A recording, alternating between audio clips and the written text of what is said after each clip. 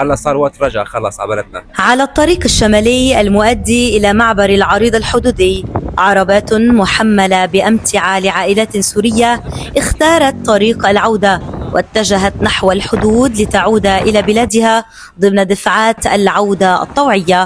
أنا كتير مبسوط لأني رايحة بلدي. والله نحن بنشكر الشعب اللبناني وعلى راسهم الدولة اللبنانية، يعني عن جد ما حدا قصر معنا وحسينا كأنه ببيوتنا، وصلنا 12 سنة بالغربة ما حسينا بالغربة، ونحن نشكر الشعب اللبناني والدولة على راسها. تسجل هذه العودة وسط تسهيلات استثنائية، حيث أعفي العائدون من الرسوم والغرامات وسمح لهم بتمرير أمتعتهم الشخصية دون جمارك، إضافة إلى دعم مالي وخدمات لوجستية تقدم ضمن برنامج العودة الطوعية المنظمة. العودة الطوعية مستمرة عبر معبر العريضة، حيث تعبر العائلات السورية إلى بلادها وسط تجهيزات من قبل القوى الأمنية لتستأنف حياتها بعد سنوات من اللجوء. من شمال لبنان وتحديدا من معبر العريضة، جنى سويد، الأفضل نيوز والأفضل تي في.